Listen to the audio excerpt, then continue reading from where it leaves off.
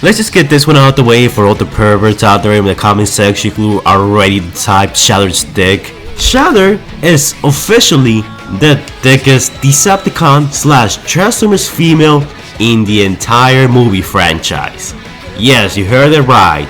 Well, it's not too much of a surprise when you consider that her only competition are the RC triplets, Alice and Quintessa, who are all ridiculously small.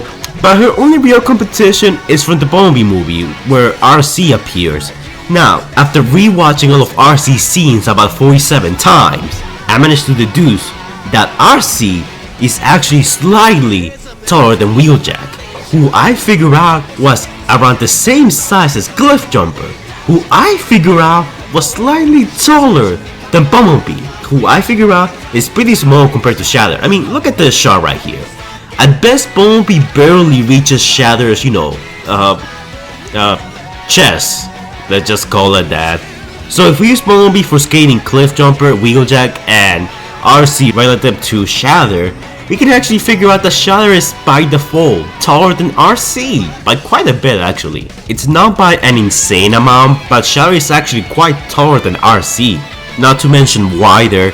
Of course, this doesn't mean Shatter is fat, but this just means that by default, Shatter is the thickest. So there! I'm throwing the script down.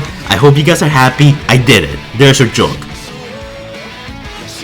Shatter was also the first Decepticon to be revealed for the Bumblebee movie. This was before the first trailer was released, and all we got was a picture of Shatter in her vehicle mode right next to Travis Knight, even though her robot mode will not be shown until a couple of months later. Shatter was loosely inspired by Generation 1 Nightbird. Now, at face value there's not that many similarities between them, but if you look at some small details and, well, besides the gender, you can actually kinda tell that they took some inspiration from Nightbird. In the Bumblebee movie, Shatter's rank goes unexplained, but thanks to a couple of clues we got from the movie, we can actually pinpoint what her rank should probably be. We see her standing right next to Shockwave, who's the one in charge of the assault on the Autobots at the moment. She's also right next to Decepticons who are figures of authority, such as Starscream, who's the second in command, and Soundwave, who's the communications officer. So she clearly has connections to the big guys, and also seems to be an important enough figure to stand with them side by side. Later in the movie, we also see her refer to Dropkick as a sergeant or a soldier, meaning that she has higher authority to command lower ranking Decepticons such as him. The possible ranks for Shatter in the movie are second lieutenant, captain, major, or an officer. Either of these ranks will fit Shatter thanks to what we have seen in the movie from her. Shatter also seems to be an expert communicator, not as good as Soundwave, but a damn good one at that. When Charlie accidentally activated Bumblebee's transmission signal, Shatter was able to pick that up all the way from Jupiter. Now keep in mind that between Earth and Jupiter, there's a distance of about 588 million miles apart. And she managed to not only trace the signal in a couple of seconds, but managed to pinpoint the signal to the west coast of the United States. Meaning that Shatter has some sort of expert knowledge when it comes to the areas of communication.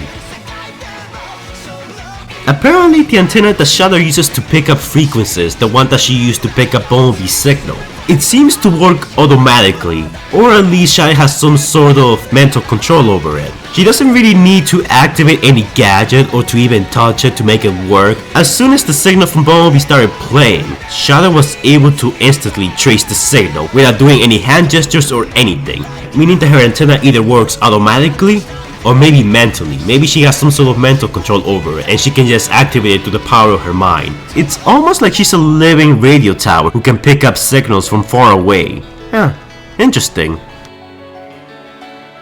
Shatter is by far the Decepticon who has the most appearance changes in one movie.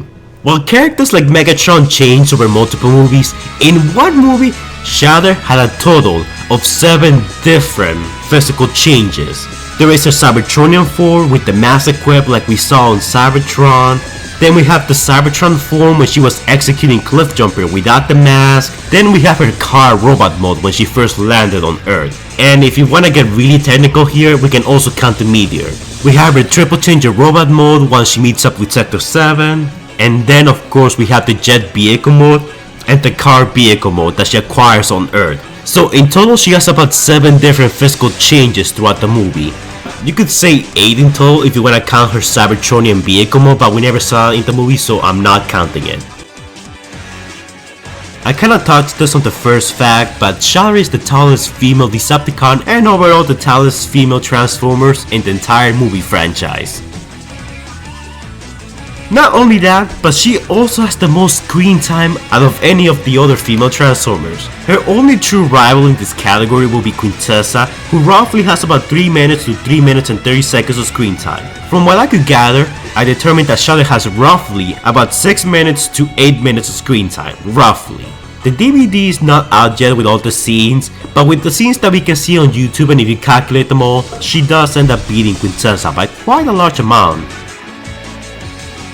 And this one's for all you perps out there. Shatter also has the biggest chest size, and I'm not saying that okay, that came out weird, but she actually does. Just look at her in the Cliff Jumper execution scene. She has the largest chest size out of any of the other female Transformers, and probably out of a lot of the other Autobots and Decepticons that are around her size.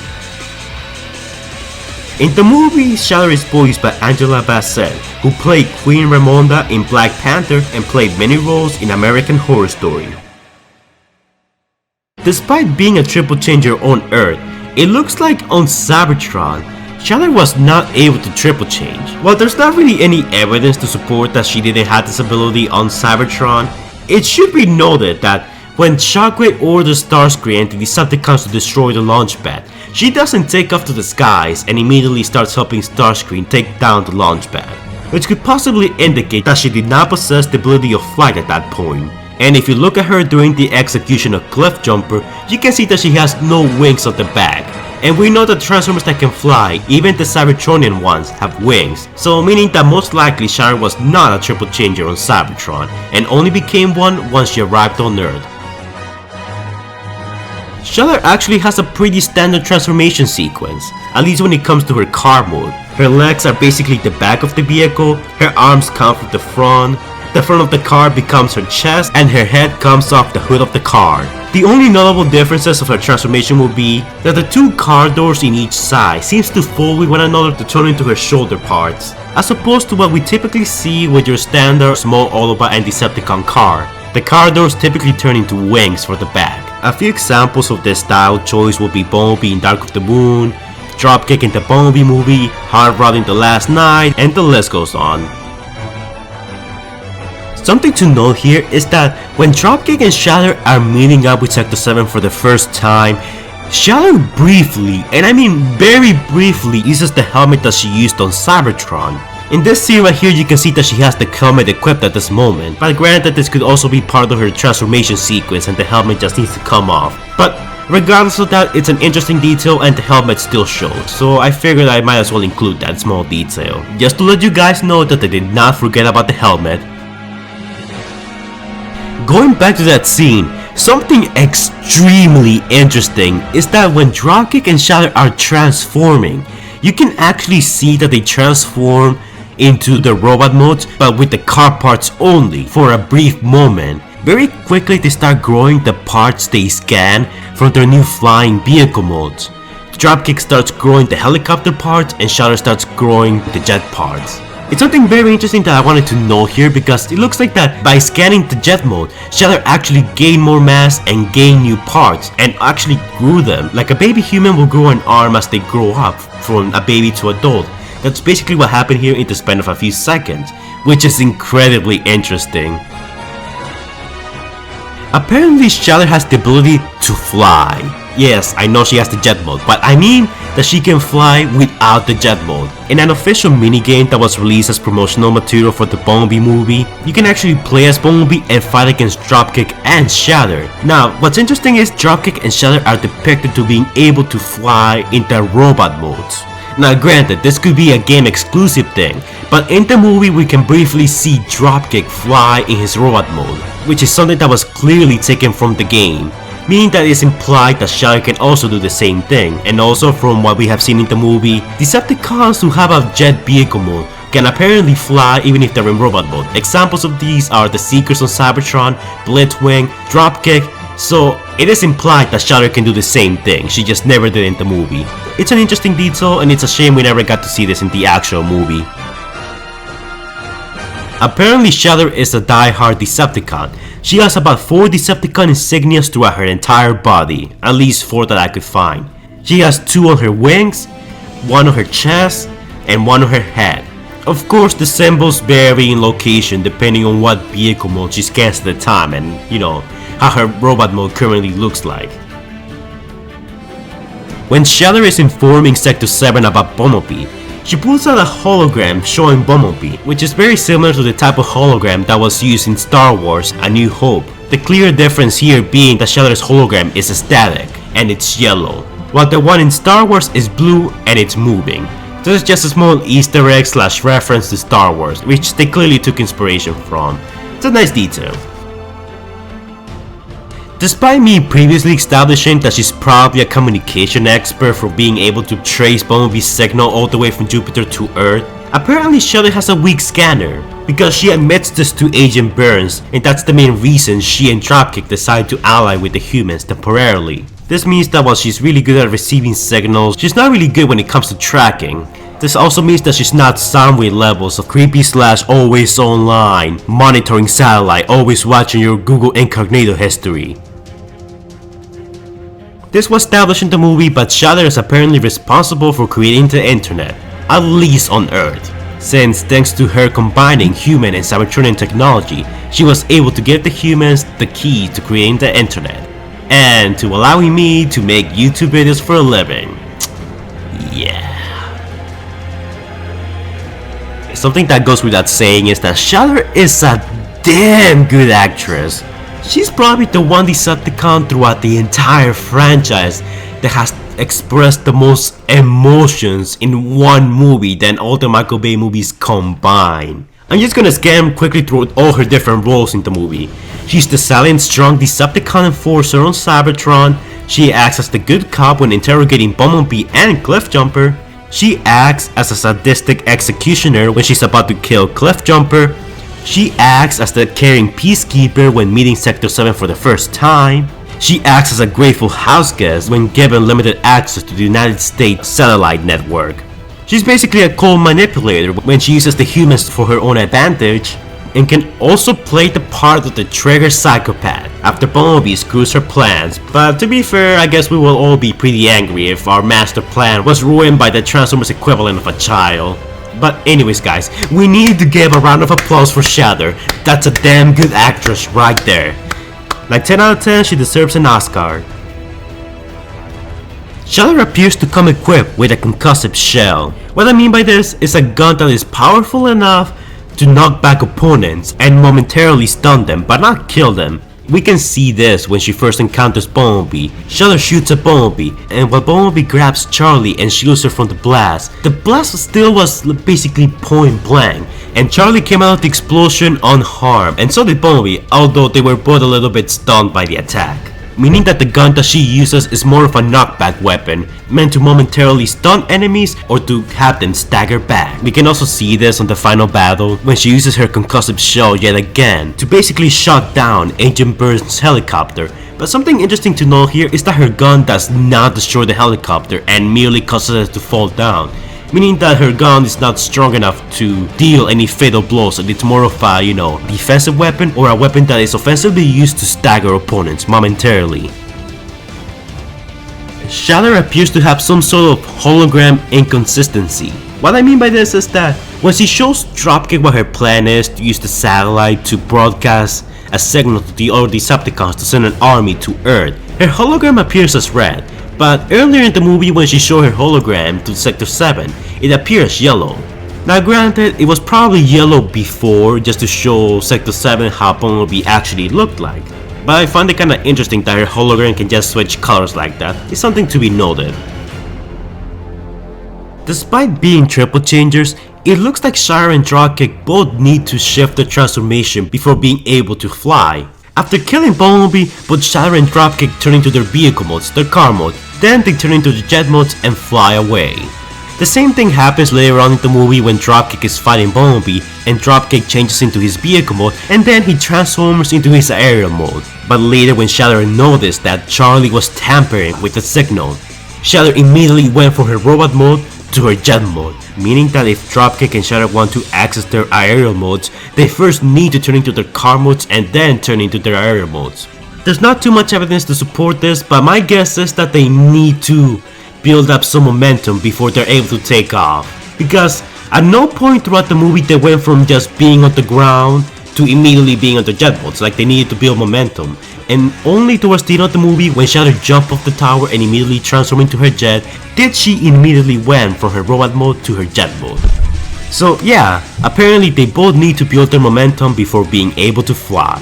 This could probably be to some unseen strain on themselves for being, small triple changers, or maybe a design flaw, who knows, but it's really interesting.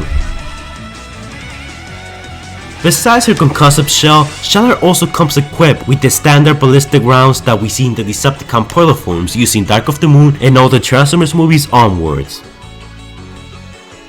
Shatter transforms into a VTOL jet and a 1971 Plymouth GTX modified car. So much like the previous Transformers we covered in this series, Shatter's name changes in other languages, but this time it's only on the Japanese version. In the Japanese version, Shatter is not called Shatter, she's referred to as Shatter.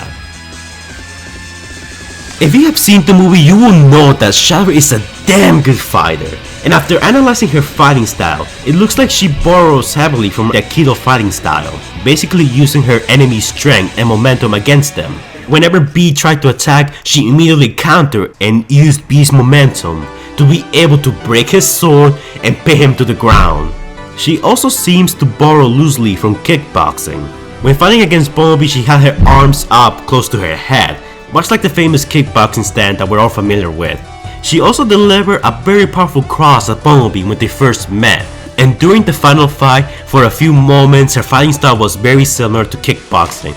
Now granted, in kickboxing, the arms are supposed to be all the way up to, your head, but I mean, look at Shatter and her big shoulder pads. I don't really think she can do that with those things. So we'll give her the benefit of the doubt here, and just say that she can, and she tries to basically, raise her arms as best as she can. But throughout the movie, she has them close enough to her head where, where it could be considered a kickboxing stand. So that's why I'm saying that her fighting style consists of both kickboxing and Aikido. It appears that Shatter's gun seems to take some similarities to the corrosive gun that was used in Follow Cybertron, the game by High Moon Studios. The shape of the gun is similar, and it even has the little scope on the front. And before you guys say that it's just one of those weird coincidences, may I remind you that in the previous episodes, Dreadbot had a weapon that was exclusive from Dark of the Moon, Onslaught had a weapon that was extremely similar to Warpath's weapon from Dark of the Moon the game, and the list goes on. It's not uncommon for some of the movie weapons to look very eerily similar to the ones that we see in the game. This time, Shatter's weapon looking a lot like the corrosive gun from Follow Cybertron. Whether this was an intentional choice or not, that remains to be seen. This could be an error, but in the final battle, it appears that at times, Shatter actually loses her wings. Primarily during the time when Bumblebee is doing an irreversible on her, when he's about to sacrifice himself. This was probably done to facilitate the act of Bumblebee just grabbing her and, letting the cruiser hit her towards the end of the movie to finish her off. Or it could just be an error that Travis Knight and the animation studio forgot about. Oops. Despite being a female transformer, and I'm not saying that to be sexist, I'm saying that because in the past, they have a record of not being that, durable. Shatter is surprisingly hard to kill. First, she survives a direct hit from Bumblebee's cannon while she's on her jet mode, and keep in mind, she was hit on the engines. You know what kinds of gas and liquid and explosive material are gonna be in there? She survives that and escapes that relatively unscathed. And not to mention that, but she also survives a direct hit from a cruiser. I mean, she survives the first hit. Like, imagine a whole cruiser coming at you. That's really gonna hurt. She actually managed to crawl halfway out of the cruiser, but it's not really the cruiser that kills her, it's the weight of the cruiser combined with the short that actually kills her, and you know, the explosion and everything else. But from what little we saw of her, Shatter is probably the most durable female we have seen, and probably the toughest Decepticon in the movie, besides Shockwave and Soundwave, or Starscream.